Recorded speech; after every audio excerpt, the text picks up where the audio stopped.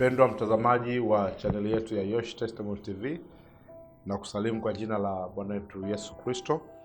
Chaneli yetu hii ni maalum kwa ajili ya kujifunza neno la Mungu, na leo tunaendelea kujifunza neno la Mungu kutoka kwenye kitabu cha Yohana sura ya 5 kuanzia mstari wa 22 mpaka 25.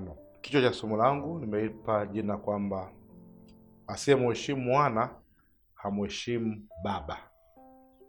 Asiyemheshimu mwana amheshimu Baba. Moja ya maneno ambayo Yesu aliyasema akiwa anaendelea kutoa majibu juu ya wale watu waliomshtumu na kumuuzi Yesu na kumuuliza maswali mengi, kwa nini amemponya yule ndugu aliyekuwa hawezi kwa miaka 38, kwa nini amemponya siku ya Sabato. Na kilichopita tumeona kwamba Yesu alijibu kwamba lazima nifanye kazi ya Baba yangu aliyonipeleka, kama Baba anavyofanya hivyo hivyo na mimi lazima nifanye kazi aliyonipeleka. Na sehemu nyingine tukaona kwamba Yesu alijibu akawaambia kwamba maadamu ni mchana na kuja usiku mtu asipoweza kufanya kazi, hivyo lazima nifanye kazi ya Baba aliyonipeleka. Kwa hiyo tukajifunza somo hilo, unaweza kulifuatilia, ambalo lilienda kwa jina la Baba yangu anatenda kazi hata sasa na mimi natenda kazi. Lakini siku ya leo tutajifunza somo hili ambalo nimeipa jina asiyemheshimu mwana hamheshimu Baba. Naomba nisome mistari hii, baada hapo nitaendelea. Yohana sura ya 5 mstari 22, Biblia inasema, tena Baba hamhukumu mtu yoyote, bali amempa mwana hukumu yote, ili watu wote wamheshimu mwana kama vile wanavyomheshimu Baba. Asiyemheshimu mwana hamheshimu Baba aliyepeleka. Hapo ndipo nilipochukua kichwa changu cha somo kinachosema asiyemheshimu mwana hamheshimu Baba aliyempeleka. Amini amini nawaambia, yeye alisikiaye neno langu na kumwamini yeye aliyenipeleka yuna uzima wa milele, wala haingii hukumuni, bali amepita kutoka mautini kuingia uzimani. Amini amini nawaambia, saa inakuja na saa ipo, wafu watakapoisikia sauti ya mwana wa Mungu, na wale walioisikia watakuwa hai. Bwana Yesu asifiwe. Hapa Yesu anakuja kuwaambia jambo jingine ambalo linawashtua na kuwastaajabisha zaidi. Kumbuka pale kwamba wale watu waliuzika na wakataka wamuue Yesu, lakini Yesu akaendelea kuambia maneno magumu kidogo. Kafika mahali hapa akaanza kuambia maneno haya kwamba sikilizeni, Mungu ambao mnamheshimu, Mungu ambao mnamfahamu, Mungu wa Isaka, Abraham, Yakobo, Mungu wa Israeli mnamjua, huyo Mungu hata mhukumu mtu yoyote, lakini Mungu amempa mamlaka yote Yesu Kristo.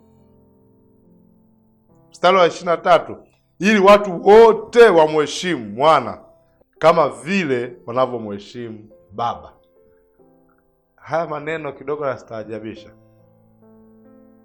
na navyoandaa somo hili nikawa ninawastaajabia na kuwaonea huruma, kwa naonea huruma sana watu ambao hawamwamini Yesu Kristo, watu ambao hawaamini nguvu ya Yesu.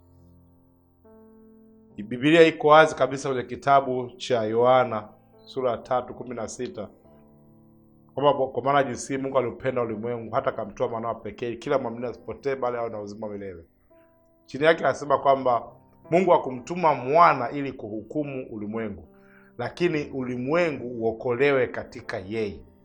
Lakini pia anaendelea kusema kwamba amwaminie hata hukumiwa, lakini ambaye hajamwamini Yesu Kristo amekwisha kuhukumiwa, kwa sababu hawakuliamini jina la mwana wake Yesu Kristo pekee. Na hii ndio hukumu, watu wengi wapenda giza kuliko nuru, maana matendo yao ni mabaya. Sasa hapa ndo anapotuambia tena hivyo kwamba Mungu amempa mamlaka yote ya hukumu zote, amepewa Yesu Kristo mwana wa Mungu. Na amepewaje? Amepewa kupitia jina lake. Yeyote ambaye hamwamini Yesu Kristo amekwisha kuhukumiwa. Na kwa nini Mungu amempa mamlaka yote Yesu na hajabakiwa nao yeye, au sio yeye ambaye atahukumu? Biblia iko wazi, ili watu waweze kumheshimu. Leo hii duniani watu wengi kusikia Mungu wanaogopa. Mungu hapana, Mungu jamani, Mungu ni kila kitu, Mungu ni nini, Mungu namuogopa Mungu pekee. Yesu hapana, Yesu sijui habari zake, mimi namwabudu nani, mimi naabudu nani? Kila mtu anajua, wengine anaabudu mtume gani, mwingine anaabudu na kitu fulani. Lakini siri hii ipo hapa kwamba Yesu amepewa mamlaka yote ili watu waweze kumheshimu. Kwa hiyo kama vile usipomheshimu Yesu, maana yake hamheshimu Baba. Usipomheshimu Yesu, maana yake hamheshimu Mungu aliyeumba mbingu na nchi na dunia, kwa sababu pale kitabu cha Yohana tulishasoma kwamba hapo mwanzo kwa na neno, na neno alikuwa kwa Mungu, naye neno alikuwa ni Mungu. Kwa hiyo na neno, pasipo yeye vitu vyochote hakikufanyika. Kwa hiyo huwezi kumtenganisha Yesu na Mungu. Ndio maana hawa ndugu walivyoambiwa, Yesu alivyowaambia kwamba nafanya kazi nilizopewa na Baba yangu, wataka muue, wataka wampige, wampoteze. Hawakujua isili. Yesu akaendelea kuambia, kama mnamheshimu Mungu, lazima mniheshimu mimi. Nimepewa mamlaka yote ili niwe muweze kuniheshimu. Hasa mstari 24 anasema, amini amini nawaambia, yeye alisikia neno langu na kumwamini yeye aliyenipeleka. Maana kumwamini Mungu aliyepeleka yuna uzima milele. Anayesikia neno la Mungu, kumbuka Yesu mwenyewe ni neno. Kwa hiyo unamsikia neno la Mungu, maana umemsikia Yesu mwenyewe. Na kama umemsikia Yesu mwenyewe, umemsikia Mungu mwenyewe unampeleka. Na kama umemsikia Mungu mwenyewe, ndio na uzima milele, kwa sababu Yesu alikuja akatoa uzima, na huo uzima ikawa nuru ya watu. Na ukishamwamini Yesu, aseme hivi, hautaingia hukumuni, bali umepita kutoka mautini kuingia katika uzima milele. Kumbuka somo lililopita nimegusia sana kuhusu uzima milele. Yesu anasema mwizi aje la kuchinja kuharibu, lakini mimi nalikuja ili wao na uzima milele. Kwa hiyo ukishakuwa na Yesu, unatoka kwenye mauti unaingia katika uzima wa milele. Anaendelea kusema kitu ambacho pia kinakuwa kinastajabisha sana, wanashindwa kuelewa. Na leo tutarudi kidogo kuangalia Agano la Kale, tutaangalia pia mistari mingine kuonyesha jinsi gani Yesu alikuwa anamaanisha kusema jambo hili. Sura 25 anasema, amini amini nawaambia, saa inakuja na saa ipo, wafu watakaposikia sauti ya mwana wa Mungu, na wale waliosikia watakuwa hai. Anakuja kuonyesha tena nguvu kubwa zaidi. Kumbuka hawa watu walitaka muue Yesu kwa sababu tu alimponya yule ndugu ambaye alikuwa amepoza kwa miaka 38. Lakini Yesu akuja kuongezea kitu kikubwa zaidi, anasema mimi nina uwezo na nina nguvu kubwa zaidi ya kuponya hivyo. Mimi na uwezo kukupa uzima wewe. Lakini anaendelea mbele, anasema hata wafu nina uwezo wa kufufua wafu. Sema namaanisha nini? Kitabu cha Danieli sura ya 7 mstari wa 13 inasema, nikaona katika njozi za usiku, atazama mmoja aliye mfano wa mwanadamu, akaja pamoja na mbingu, akakaribia huyo mzee wa siku, wakamleta karibu naye, naye akapewa mamlaka. Huyo mzee wa siku huyo ambao ndio Yesu, akapewa mamlaka na utukufu na ufalme, ili watu wa kabila zote na mataifa zote na lugha zote wamtumikie. Kumbuka somo langu nasema, asemheshimu mwana amheshimu Baba. Sasa Danieli anaona unabii huu, anapewa mamlaka, anapewa utukufu, anapewa ufalme, ili watu wa kabila zote na mataifa zote na lugha zote wamtumikie. Mamlaka yake ni mamlaka ya milele ambayo hayatapita kamwe, na ufalme wake ni ufalme usioweza kuangamizwa. Ufalme wa nani? Nani anapewa mamlaka? Mzee wa siku ni Yesu. Danieli anaona huyu mwana, anasema hivi, nikaona katika njozi ya usiku, na tazama mmoja aliye mfano wa mwanadamu akaja pamoja na mawingu. Nani mfano wa wanadamu? Yesu mwana wa Daudi amepewa mamlaka kutoka mbinguni, enzi na mamlaka, akaitwa mfalme, akaitwa mzee wa siku. Watu wakatumikia mataifa yote, mamlaka yote ikawa kwake huyu Yesu Kristo. Ufalme wake ukawa ni mkubwa sana. Ndivyo sasa kitabu cha Ufunuo pia 1:7 tena zitokanazo kwa Yesu Kristo. Nataka uone tu jina ni Yesu Kristo, mtaja moja kwa moja. Shahidi aliye mwaminifu, mzaliwa wa kwanza wa waliokufa, na mkuu wa wafalme wa dunia, yeye atupendaye na kutuosha dhambi zetu katika damu yake, na kutufanya kuwa ufalme na makuhani wa Mungu, naye ni Baba yake. Utukufu na ukuu una yeye hata milele na milele. Amina. Tazama, yuaja mawinguni, kila jicho litamuona, na hao waliomchoma, na kabila zote za dunia watamwombolezea kwa ajili ya jina lake. Naam, amina. Nani anayekuja mawinguni? Kila jicho litamuona, hata waliomchoma watamuona, waliomdharau watamuona. Ni nani mfalme wa utukufu? Ni nani mwenye mamlaka zote, ambaye hata dhambi zetu zinasafishwa kwa damu yake? Ni nani huyo? Ni huyu Yesu Kristo mwana wa Mungu, ambaye amepewa mamlaka yote. Kwa usipomheshimu, usipomkubali, manake wewe haumkubali Yesu, umkubali Mungu aliyeumba mbingu na nchi, humkubali Mungu aliyefanya vyote vikakuwepo. Na huyo Mungu amempa mamlaka na kuu na ufalme Yesu Kristo, ambaye asema kama vile Yesu Kristo hivyo pia atakuja kutoka mawinguni, kila jicho tamuona, ukuu wa milele utakuwa juu yake, uweza wa ajabu, mamlaka ya ajabu. Waliomchoma kabila zote duniani watamwombolezea kwamba kwa nini hatukumheshimu Yesu, kwa nini hatukumfuata Yesu. Nilisikia habari zake lakini nilidharau. Hivyo hivyo Yesu anasema katika Yohana 14:6, mimi ndimi njia na kweli na uzima, mtu hawezi kuja kwa Baba pasipo yeye. Kwa hiyo hakuna njia nyingine, hakuna msaada mwingine, hakuna njia ya kufika mbinguni.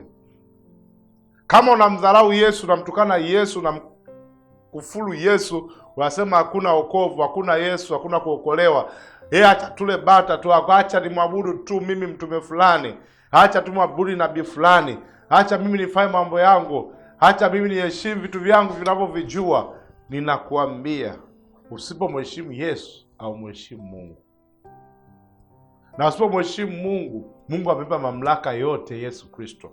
Hivyo baada ya kufa ni hukumu, na hakuna njia nyingine tuopewa wanadamu kuokolewa zaidi ya njia ya Yesu.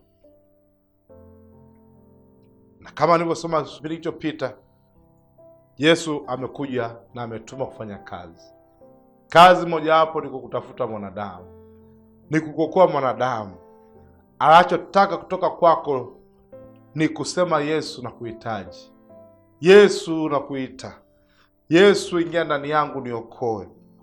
Yohana 9:4 anasema nipasa kufanya kazi zake aliyenipeleka. Madamu ni mchana, usiku nakuja, mtu asipoweza kufanya kazi. Kazi hii Yesu ndo amenituma pia ninayoifanya mbele yako, kukuambia kwamba Yesu anahitaji moyo wako, anahitaji umheshimu. Mwili wako huo utoe dhabihu takatifu, utoe kwa ajili ya kumtumikia Bwana, utoe kwa ajili ya heshima kwamba Mungu umeniumba, umenipa uzima na pumzi na afya, hivyo na utoa mwili wangu mtumikie Bwana. Nataka nikuheshimu Mungu kwa mali zangu pia. Sitaki kutumia mali zangu kupeleka kwenye mambo ya ajabu na aibu. Mungu, nataka nikuheshimu Yesu wangu. Nataka nitumie pumzi ulionayo kufanya haki. Nataka nitumie pumzi ulionayo kuhubiri, kusema maneno mazuri. Hivyo leo ni wito, ndugu yangu, mheshimu Bwana kwa mali zako, mheshimu Bwana kwa uhai wako, mheshimu Bwana kwa pumzi aliyokupa, mheshimu Bwana kwa chochote ulicho nacho, kwa sababu ukimheshimu Mungu Bwana Yesu unamheshimu Baba yake aliyemtuma. Unamheshimuje? Ni kwa kujitoa na kukubali aingie ndani ya maisha yako, akufanye kitoto wake, na wewe kukubali kuungana katika kazi ya Yesu aliyekutukupa, kumtumikia Yesu Kristo. Usimtumikie mwanadamu, usitumikie miungu ya dunia, lakini mtumikie Yesu Kristo ambaye yuko hai, anaishi, ataendelea kuishi. Yupo hata sasa, anafanya mambo makubwa. Hata wafu watasikia sauti yake. Ukilala pale, ukifa, haitakuwa mwisho. Biblia inasema bado hata wafu watasikia sauti yao. Siku moja atakuita, anasema, mwanangu njoo. Inuka wewe mwanadamu. Wewe umelala katika udongo, lakini nakuita, inuka, njoo tufurahi, tushangilie pamoja. Yesu alisema kama atangulia kuandaa makao. Alipo yeye na sisi tutakuwepo. Hivyo hata kubali sisi tufe na tupotee. Hii mstari wa 25 anasema, amini amini nawaambia, saa inakuja na saa ipo, wafu watakaposikia sauti ya mwana wa Mungu, na wale waliosikia watakuwa hai. Yesu hawezi kukuita kama ulimkufuru, ulimdharau, hakumtaka ulivyokuwa hai, ulivyokuwa mzima kumtaka. Ukifa usitegemea atakuita akute mwanangu njoo.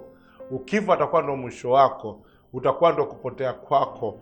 Lakini kitabu cha Ufunuo nasema ni heri leo ukibadilika, ni heri leo ukiamua kugeuka kumwamini Yesu Kristo. Ni heri leo ufungue moyo wako, aingie ndani mwako, akufanye kiumbe kipya, ili siku moja akikuita uweze kuitika ukiwa hai, twende paradiso tukafurahi naye. Maana parapanda italia, wafu waliokufa katika Kristo watafufuka kwa na mwili mpya, miili ya utukufu. Na waliomchoma watataabika sana. Wataomboleza, kwa nini tulimdharau? Kwa nini tulimuua? Kwa nini tulimkataa? Lakini Yesu atakuja na ufalme na ukuhani na utukufu mkubwa kutoka kwa Baba yake. Hivyo ni heri leo kumwamini Yesu Kristo awe Bwana Mwokozi wa maisha yako. Ni wito kwamba umheshimu Yesu. Mheshimu mwana wa Mungu Yesu Kristo, utakuwa umemheshimu Baba aliyemtuma. Ukimdharau mwana wa Mungu, utakuwa umemdharau Baba aliyemtuma.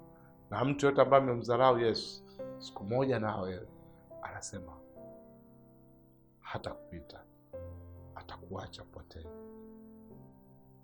Kwa maliza, napenda kupe wito huu. Kama unamhitaji Yesu aingie ndani ya maisha yako, fuatisha maneno haya na Yesu ataingia ndani mwako. Utakuwa umeokoka, utakuwa umemheshimu Yesu, na Bwana atakusaidia utaanza maisha mapya. Sema asante Yesu kwa pendo lako kubwa. Siku ya leo umenikumbusha kwamba ni kuheshimu Yesu Kristo uliotumwa na Mungu aliye hai. Na wewe ni mwana wa Mungu kweli kweli. Nami leo nakubali kukufuata wewe, kuwa Mwokozi wangu. Ya kale yamepita, tazama yakaanze mapya. Tangu leo nimeokoka, katika jina la Yesu Kristo wa Nazareti. Amen. Mungu akubariki. Endelea kujifunza neno la Mungu. Karibu Yesu Testimony TV. Endelea kujifunza kwa masomo mengineyo.